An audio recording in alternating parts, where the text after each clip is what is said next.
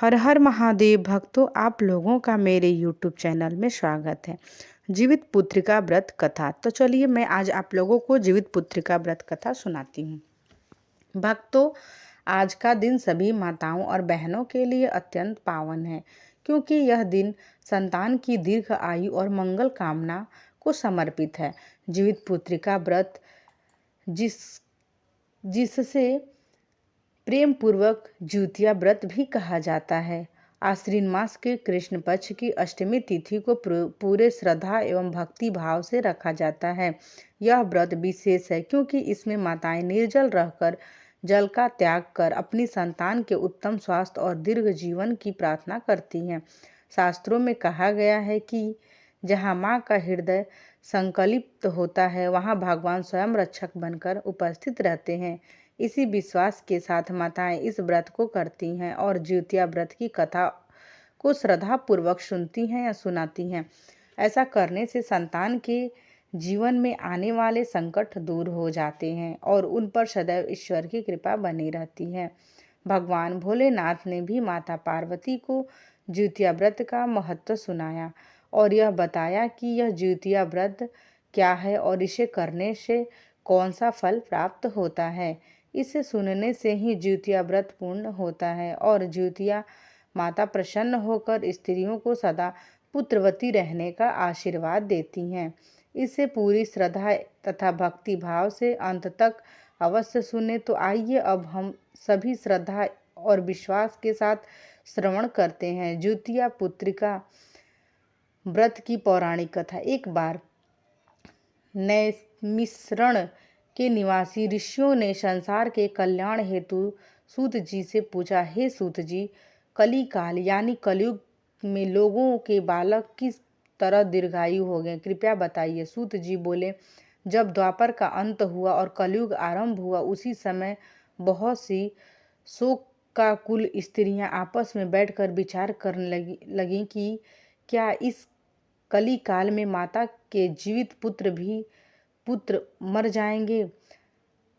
जब वे आपस में कोई सूची निर्णय न कर सकी तो वे गौतम ऋषि के पास परामर्श हेतु गईं। जब वे गौतम ऋषि के पास पहुंची तो वे आनंद पूर्वक बैठे हुए थे। स्त्रियों के मस्तक नमन का प्रणाम किया, तत्पश्चात प्रश्न रखा कर कहा, हे प्रभु, इसी कली काल में हमारे पुत्र किस प्रकार जीवित रहेंगे? क्या इस हेतु विशेष व्रत अथवा तप है जो उनकी आयु बढ़ा सके? कृपया करके स्पष्ट में बताइए। गौतम ऋषि ने उत्तर दिया, मैं वही कहूँगा जो मैंने पहले सुना है। गौतम ऋषि ने स्मरण दिलाया, जब महाभारत युद्ध का समापन हुआ और अश्वत्थामा के कृत्य के से पांडव तथा समस्त लोग प्रस्वित हुए, तब से भी लोगों के हृदय पुत्र शोक से व्याकुल थे। उस समय द्रौपदी अपने सखियों सहित ब्राह्मण श्रेष्ठ धौम्य के पास गई और उन्होंने कहा कि हे विप्र, कौन सा ऐसा उपाय है जिससे बच्चों की दीर्घ आयु सुनिश्चित हो सके? कृपया विस्तार में बताएं।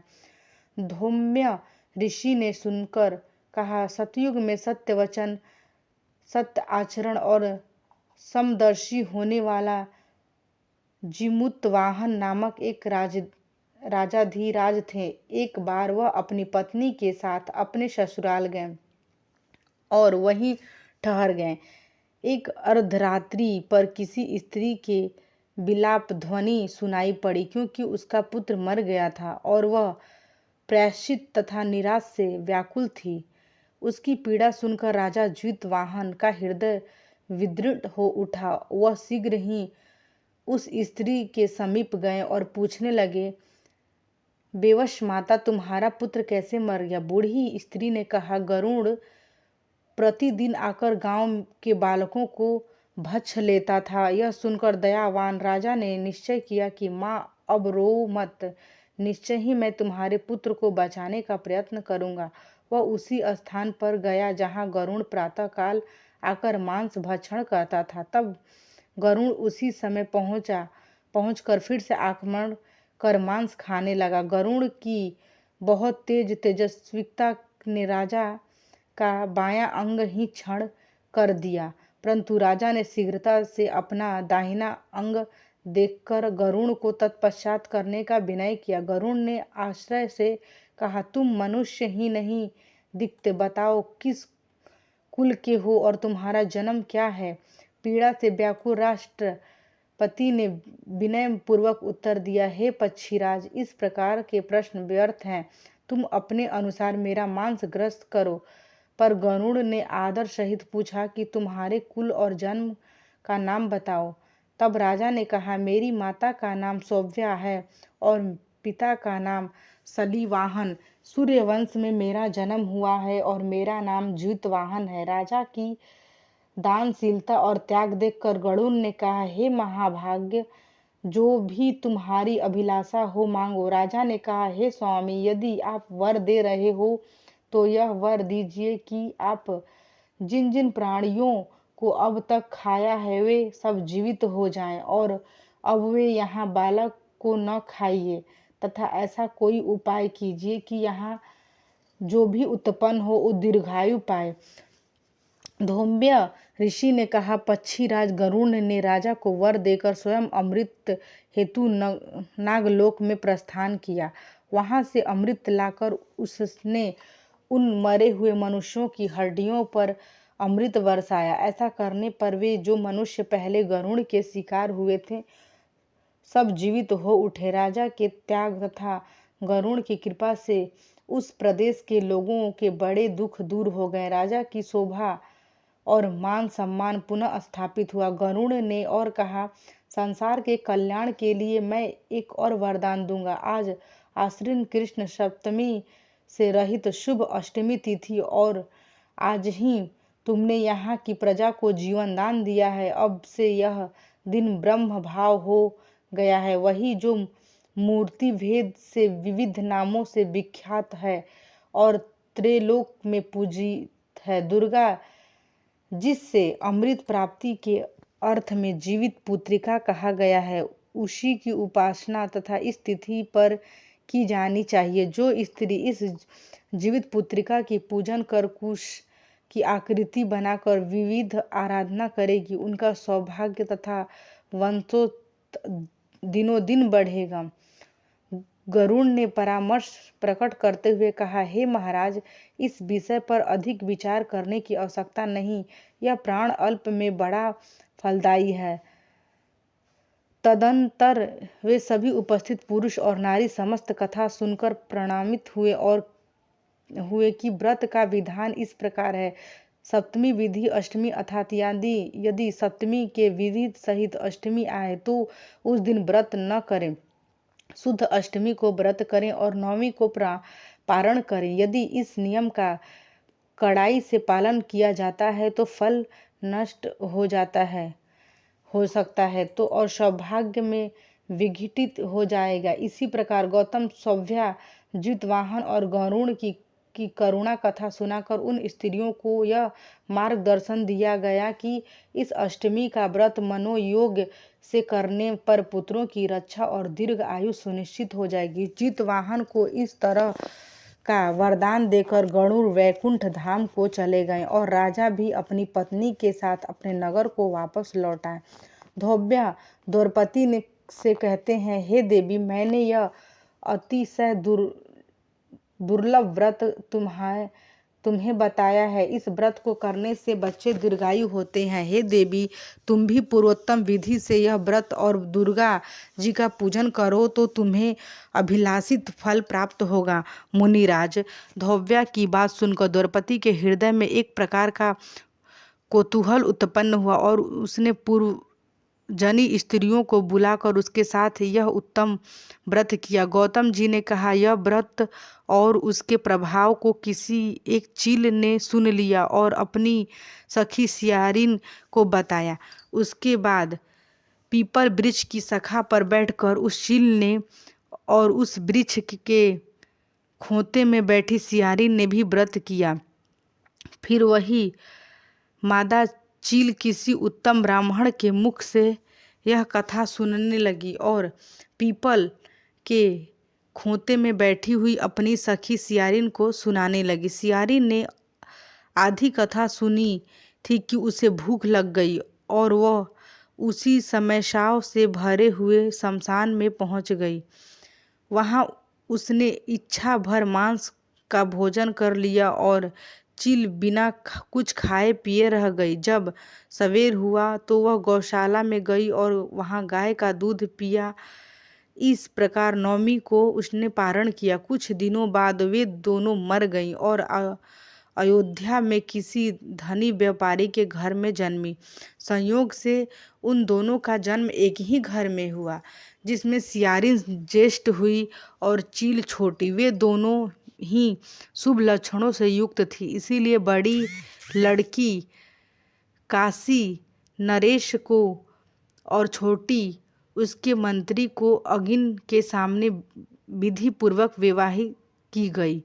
पूर्व जन्म के कर्म फल से वह मृग यानी रानी हुई, किंतु उसकी संतान जैसे ही उत्पन्न होती वैसे ही मर जाती। दूसरी ओर पूर्व जन्म की बातों को स्मरण करने वाली मंत्री की पत्नी ने अष्ट वसु के समान तेजस्वी 8 पुत्रों को जन्म दिया और सभी जीवित रहे। अपनी बहनों के पुत्रों को जीवित देखकर ईर्ष्या आने लगी। राजपत्नी ने अपनी स्वामी से कहा, यदि आप मुझे जीवित रखना चाहते हो तो इस मंत्री के भी पुत्रों को उसी स्थान पर भेज दीजिए जहाँ मेरे बेटे गए हैं, अर्थात उन्हें भी मार डालिए। यह सुनकर राजा ने मंत्रियों के पुत्रों को मारने के लिए कई उपाय किए, परंतु मंत्री पत्नी ने जीवित पुत्रिका के पुण्य बल से उन्हें बचा लिया। एक दिन राजा ने अपने आदमियों से उन पुत्रों के सिर कटवाकर एक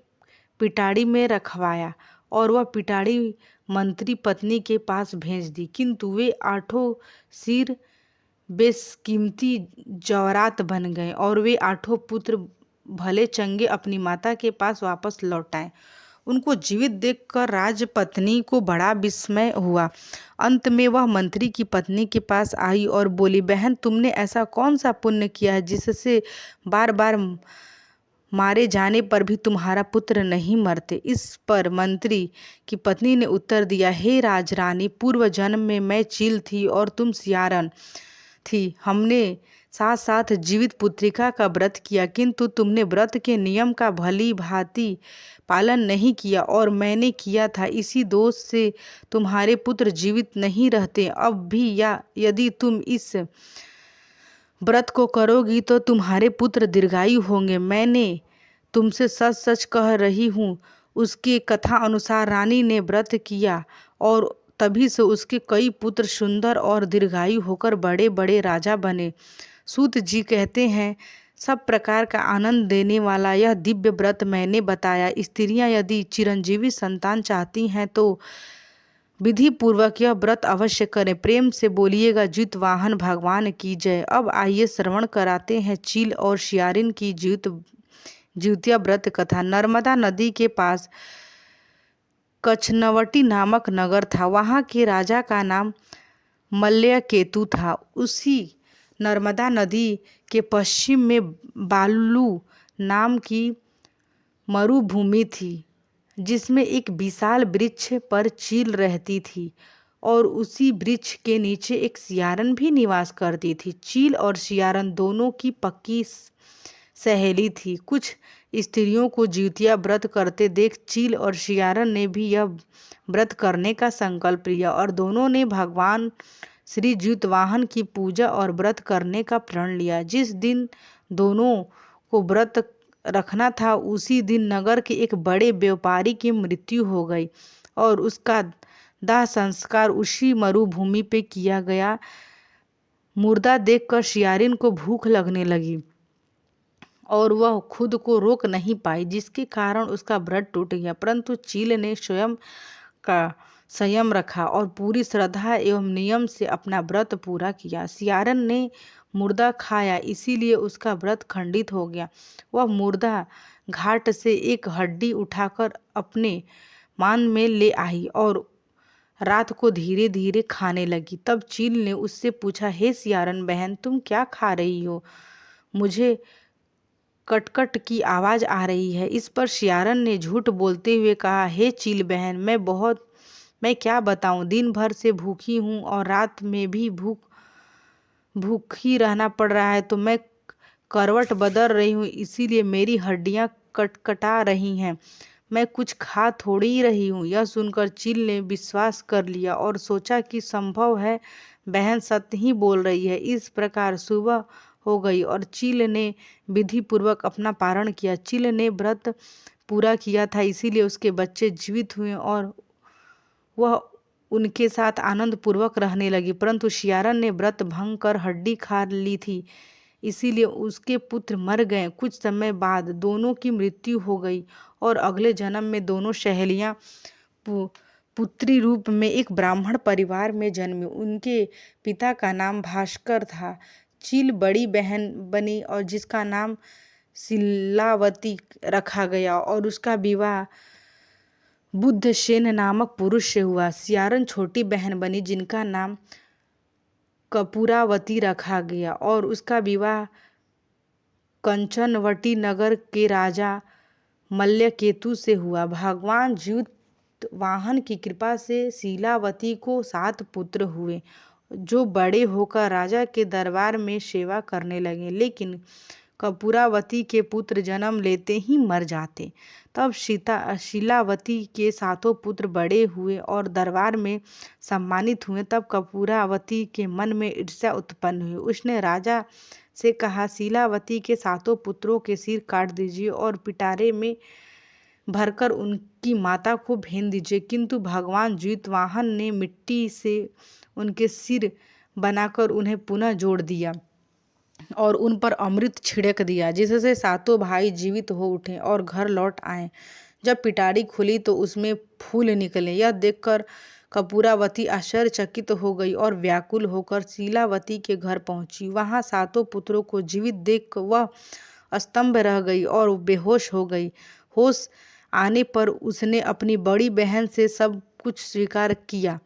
तब शीलावती को भगवान ज्यूतवाहन की कृपा से अपने पूर्व जन्म की सारी बातें याद आ गई और उसने अपनी बहन कपूरावती को सत्य बताया। यह सुनकर कपूरावती पुनः बेहोश हो गई और मृत्यु को प्राप्त हो गई।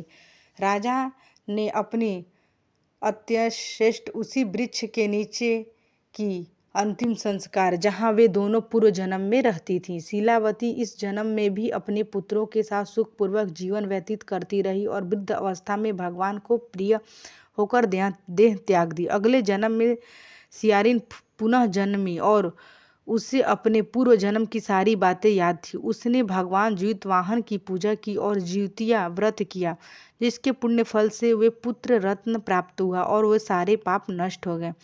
वह पुत्रवती होकर जीवन भर आनंद से रही। प्रेम से बोलिए, हे जय ज्यूतवाहन भगवान की जय। आप लोगों की यह ज्यूतिया व्रत की कथा पसंद आई होगी तो आप मेरे वीडियो को लाइक, शेयर एंड सब्सक्राइब जरूर करिएगा और इसी तरह का वीडियो देखने के लिए मेरे यूट्यूब चैनल पर बने रहिएगा। यदि आप मेरे यूट्यूब चैनल पर नए हैं, यदि आपने अभी तक मेरे चैनल को सब्सक्राइब नहीं किया है, तो कृपया करके आप इसे सब्सक्राइब कर लीजिएगा और बेल आइकन को भी दबा लीजिएगा, जिससे आप लोगों को मेरे वीडियो का नोटिफिकेशन मिलता रहेगा। भगवान शिव और माता पार्वती की कृपा आप लोगों पे हमेशा बनी रहे। भगवान ज्यूतवंधन की कृपा आपके पुत्रों पे हमेशा बनी रहे। तो चलिए, मैं अब इस वीडियो को यहीं पे एंड करूँगी। मिलूँगी आप लोगों से नेक्स्ट वीडियो में। पूरा वीडियो देखने के लिए आप लोगों का बहुत बहुत धन्यवाद।